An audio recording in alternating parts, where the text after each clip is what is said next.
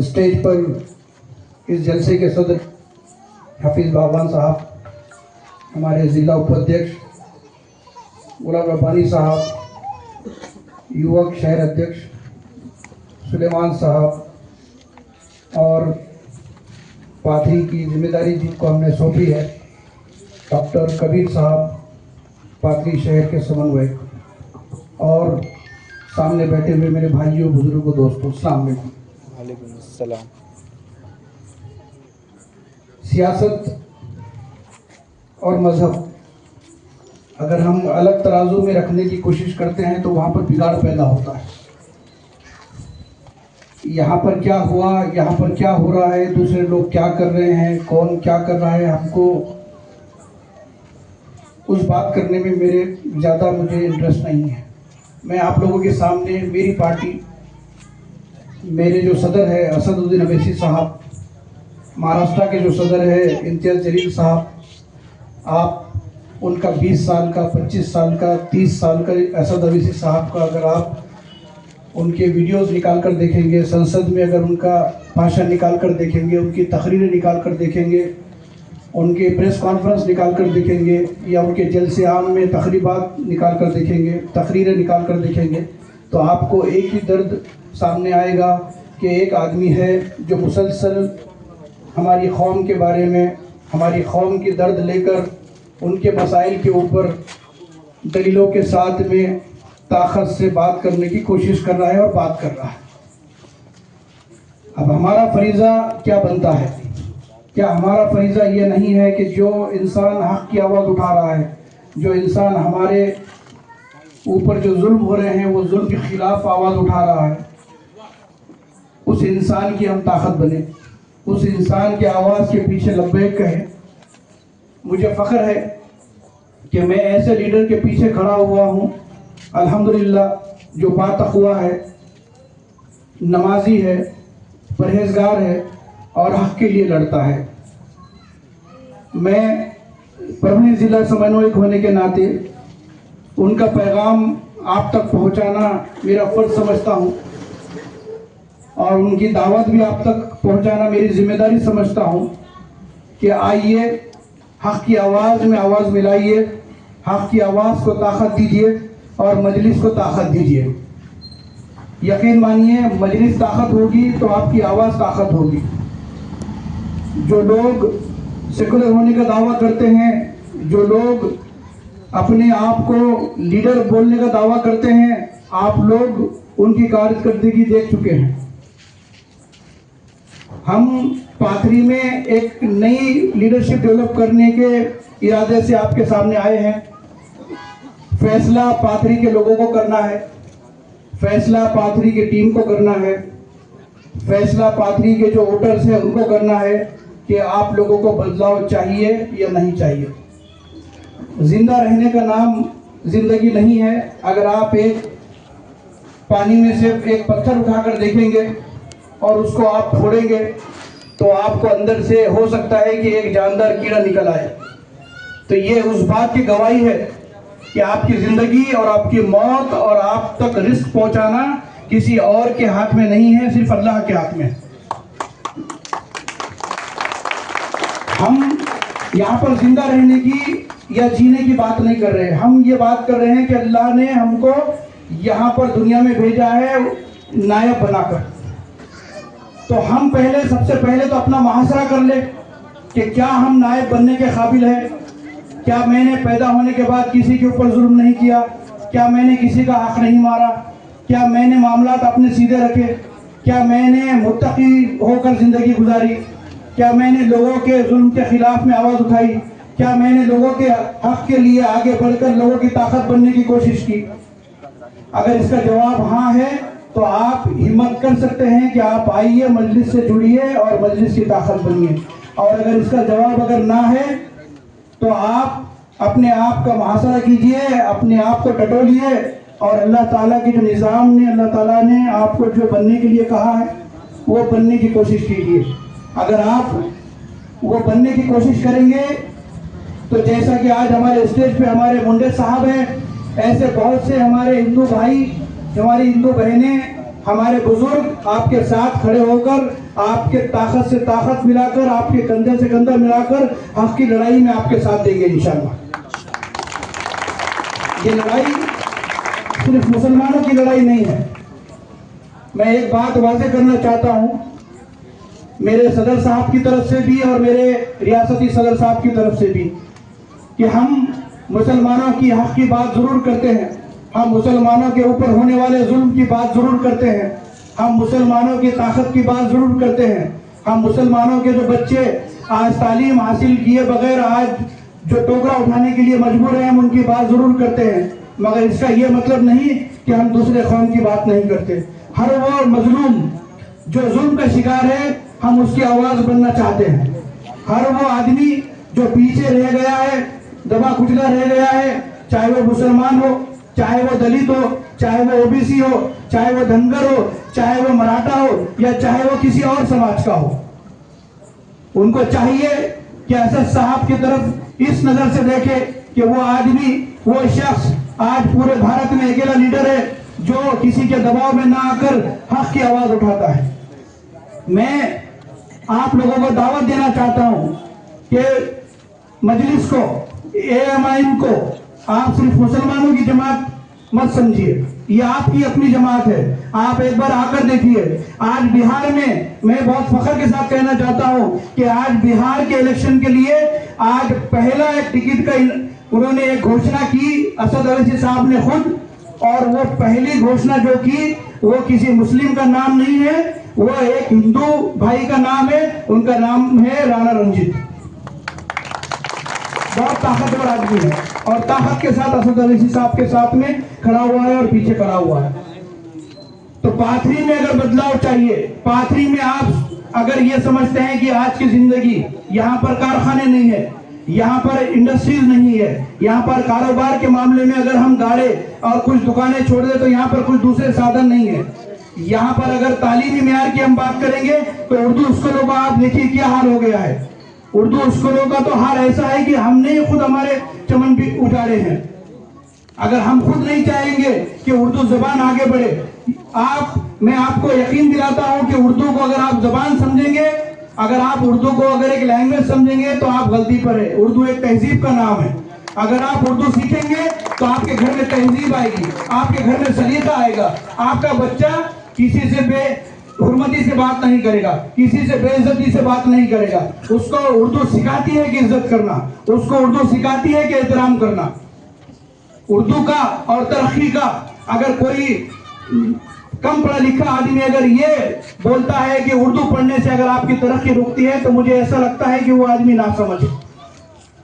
तालीम हासिल करना जरूरी है, चाहे आप उर्दू में करो, चाहे मराठी में करो, चाहे अंग्रेजी में करो। आज हमारा नौजवान मजलिस ये चाहती है कि हम आपके सामने सिर्फ इलेक्शन में वोट मांगने के लिए ना आए।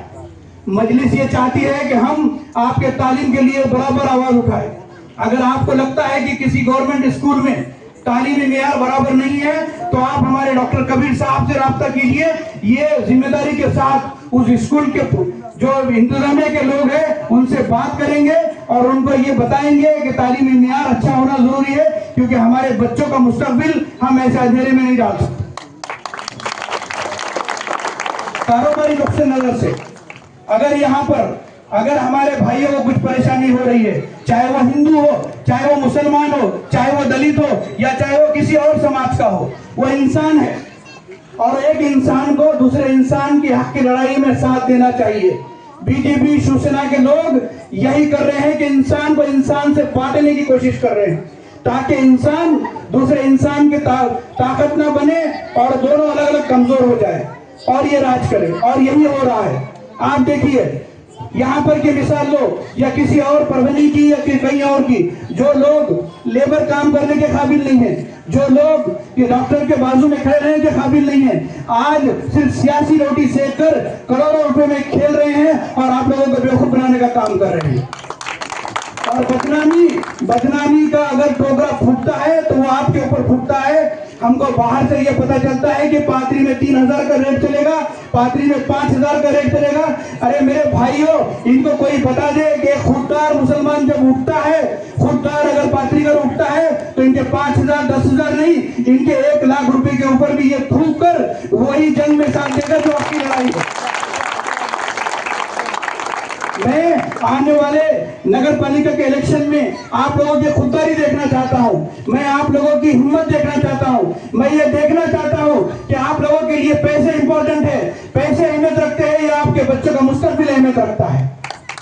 मजलिस यहाँ पर जब अगर ये इख्तिदार में आती है, अगर यहाँ पर आप नगर अध्यक्ष मजलिस का चुनकर देते हैं, अगर आप यहाँ पर काउंसलर मजलिस का चुन के देते हैं, तो मैं आपको ये वादा करना चाहता हूँ कि यहाँ का हर बच्चा ग्रेजुएशन तक मुफ्त में तालीम हासिल करेगा इंशाअल्लाह, वो नगर पालिका की तरफ से।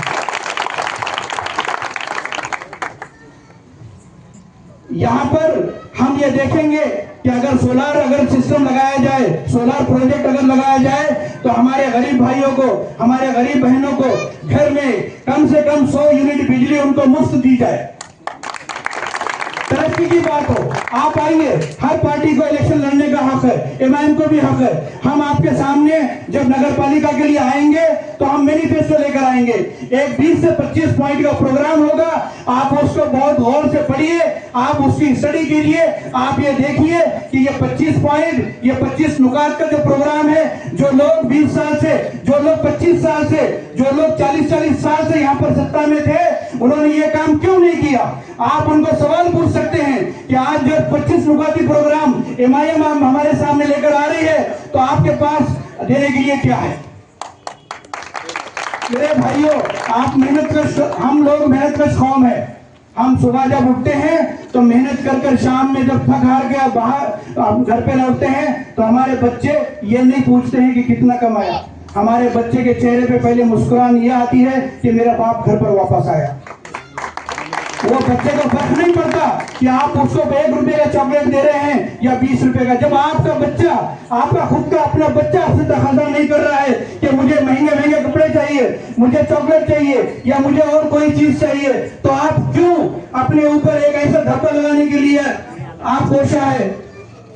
बहुत ही अफसोस की बात है। मैं ये चाहता हूं कि मस्जिदों से ऐलान हो कि जो शख्स पैसा लेकर वोट देगा वो अपना हक बेच रहा है। हर मस्जिद में मेरी आवाज अगर जिस इमाम तक पहुंचती हो, मेरी आवाज जिस सदर मस्जिद के सदर तक पहुंचती हो, मेरी आवाज जिस इंतजामिया कमेटी तक पहुंचती हो मस्जिद के, ये आपके ऊपर फर्ज हो गया है अब कि इलेक्शन के टाइम में आप इस्लाम को सामने रखिए और आप ये ऐलान कीजिए कि अगर कोई भी शख्स, अगर कोई भी बहन, अगर कोई भी भाई अगर पैसे लेके वोट देगा तो वो कौम का गद्दार होगा। इनको आने दीजिए ग्राउंड में, इनको ये पूछिए कि आप हमारे लिए 5 साल के बाद क्या करने वाले हैं। 5 साल में आने वाला 5 साल हमारे बच्चों के लिए कैसा रहेगा, आने वाला 5 साल हमारे नौजवानों के रोजगार के लिए कैसा रहेगा, आने वाला 5 साल हमारे बुजुर्गों के लिए कैसा रहेगा, आने वाला 5 साल हमारी बहनों के लिए कैसा रहेगा। आप उनसे सवाल कीजिए, वो आपके नौकर हैं, आप उनको वोट देते हैं तो 5 साल उनका फर्ज है कि आपकी खिदमत करें। मैं पाथरी एक ऐसी जमीन है, यहाँ से पाथरी ने बड़े बड़े लीडर्स पैदा किए हैं। मैं ये चाहता हूँ कि आने वाली नगर पालिका में एक आप ऐसा खुददार लीडर पैदा करें यहाँ से कि जो पाथरी को न दबाने का काम करे, न कुचलने का काम करे, न बेचने का काम करे, बल्कि पाथरी को एक खुददारी के साथ में आगे बढ़ाने का काम करे।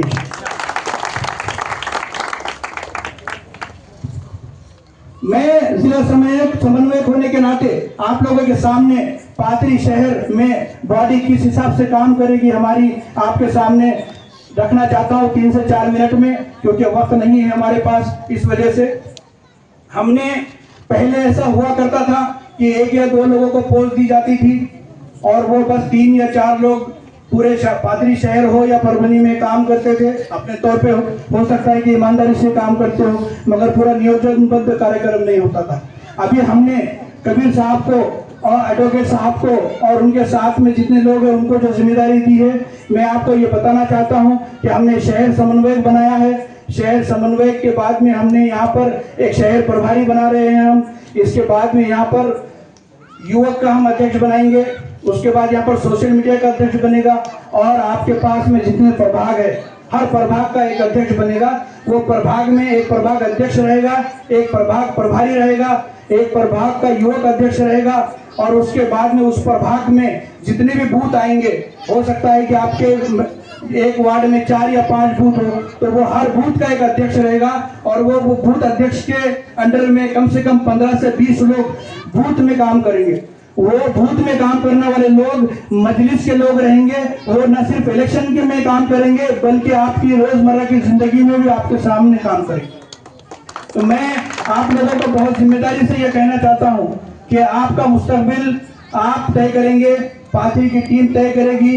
बाहर से फैसले नहीं होंगे, आपके अंदर से फैसले होंगे। आप ये तय करिए कि हमको ताकत से इलेक्शन लड़ना है, ना हमको किसी को जिताने के लिए इलेक्शन लड़ना है, ना हमको किसी को हराने के लिए इलेक्शन लड़ना है, ना हमको किसी को नीचा गिराने के लिए इलेक्शन लड़ना है, ना हमको किसी को ताकत देने के लिए इलेक्शन लड़ना है। हम इलेक्शन लड़ना चाहते हैं आपके मुद्दे पर, हम इलेक्शन लड़ना चाहते हैं असदुद्दीन अवैसी साहब को ताकत देने के लिए, हम इलेक्शन लड़ना चाहते हैं इम्तियाज जलील साहब को ताकतवर बनाने के लिए, ताकि वो हमारी आवाज़ बने और हमारी आवाज़ आगे बढ़ाए। मैं आप लोगों से अपील करना चाहता हूँ, पात्री के गैयों मुसलमानों से, हमारे ओबीसी भाइयों से, दलित भाइयों से, धनगर भाइयों से और मराठा भाइयों से और सभी समाज के लोगों से कि आपने सब पार्टियों को आजमाया, आपने सब लीडरों को आजमाया। आज बंदर कम कुल्हाड़ी मारता होगा, लीडर ज्यादा मार रहे हैं। कभी इधर सोते टाइम में कहीं और पार्टी में थे, सोने के जब उठते हैं तो अपन किसी और पार्टी में। तो आप ये सोचिए, क्या वो इस पार्टी से उस पार्टी में आपके दर्द को लेकर जा रहे हैं? क्या आपके मुस्तकबिल को देखकर जा रहे हैं? नहीं, वो या तो अपनी दुकान बचाने के लिए जा रहे हैं, या फिर वो अपनी दुकान चमकाने के लिए जा रहे हैं। मैं ये चाहता हूँ कि आप लोग ये समझे अपना रहबर कौन है और अपने रहबर को चुने और अपनी लीडरशिप आगे बढ़ाए। इंशाअल्लाह आने वाले कई सालों में मजलिस के साथ हम जब ताकत के साथ काम करेंगे तो आप देखेंगे कि आपके बीच में बैठा हुआ एक नौजवान बच्चा धीरे धीरे आगे बढ़कर एक लीडर बनने का काम करेगा, रहनुमा बनने का काम करेगा, और वो आप लोगों की आवाज उठाएगा। तो इसी उम्मीद के साथ कि आप लोग मजलिस का साथ देंगे, आप लोग डॉक्टर कबीर साहब का साथ देंगे, आप लोग एडवोकेट आमिर साहब का साथ देंगे, और आप लोग सब इनके टीम का साथ देंगे, इसी उम्मीद के साथ आपसे विदाई लेता हूं। और इंशाअल्लाह इलेक्शन मजलिस का यहाँ पर लड़ाया जाएगा। यहाँ पर नगर अध्यक्ष हम खड़े करेंगे। यहाँ पर हर प्रभाग में हम सिर्फ मुस्लिम को ही नहीं, हमारे गैर मुस्लिम भाइयों को भी टिकट देंगे और उनके साथ ताकत से रहकर उनको जिताने का काम करेंगे। इसी दुआ के साथ आप लोगों से मैं विदा लेता हूँ। बहुत बहुत शुक्रिया। अस्सलाम।